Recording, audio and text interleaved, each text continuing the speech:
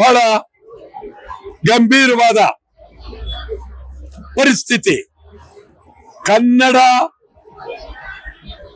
ಡ್ರೈವರ್ಗೆ, ಚಾಲಕನಿಗೆ ಮರಾಠಿ ಜನ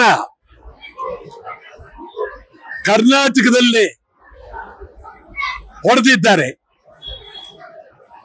ಇದು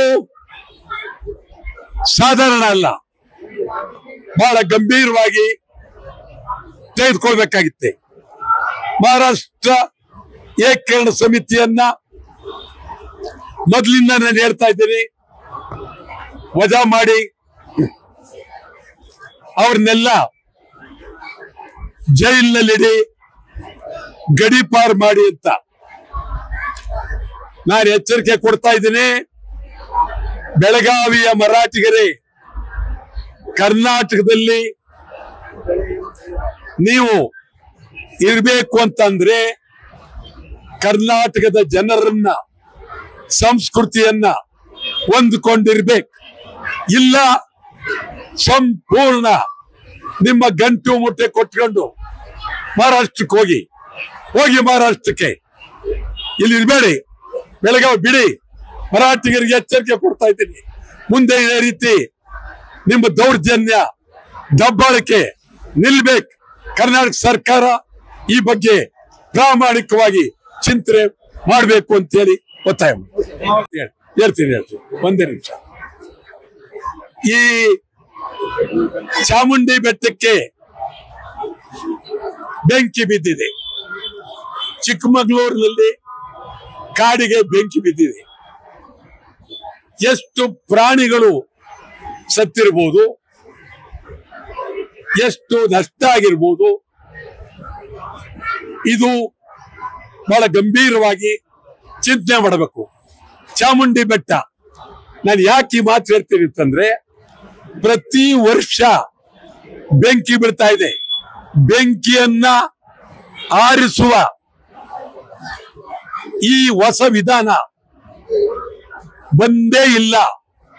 ಹೆಲಿಕಾಪ್ಟರ್ಗಳಲ್ಲಿ ನೀರನ್ನ ಕುಯ್ಬೇಕು. ಹೆಲಿಕಾಪ್ಟರ್ಗಳನ್ನ ಅರಣ್ಯ ಇಲಾಖೆ ರೆಡಿ ಇಟ್ಕೊಳ್ಬೇಕು.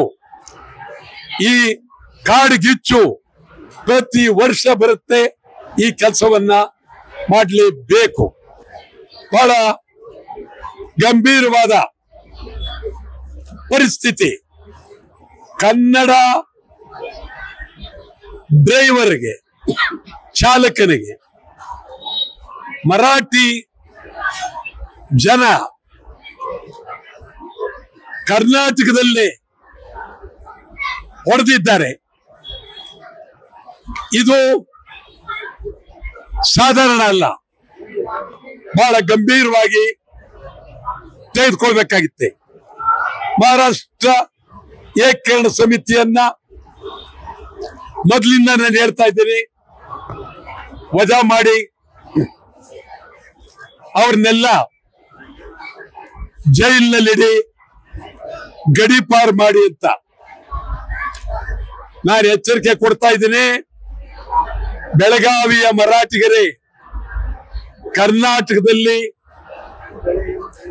ನೀವು ಇರಬೇಕು ಅಂತಂದ್ರೆ ಕರ್ನಾಟಕದ ಜನರನ್ನ, ಸಂಸ್ಕೃತಿಯನ್ನ ಹೊಂದಿಕೊಂಡಿರ್ಬೇಕು. ಇಲ್ಲ ಸಂಪೂರ್ಣ ನಿಮ್ಮ ಗಂಟು ಮುಟ್ಟೆ ಕೊಟ್ಕೊಂಡು ಮಹಾರಾಷ್ಟ್ರಕ್ಕೆ ಹೋಗಿ ಮಹಾರಾಷ್ಟ್ರಕ್ಕೆ, ಇಲ್ಲಿ ಇರಬೇಡಿ, ಬೆಳಗಾವಿ ಬಿಡಿ. ಮರಾಠಿಗರಿಗೆ ಎಚ್ಚರಿಕೆ ಕೊಡ್ತಾ ಇದ್ದೀನಿ. ಮುಂದೆ ಇದೇ ರೀತಿ ನಿಮ್ಮ ದೌರ್ಜನ್ಯ, ದಬ್ಬಾಳಿಕೆ ನಿಲ್ಬೇಕು.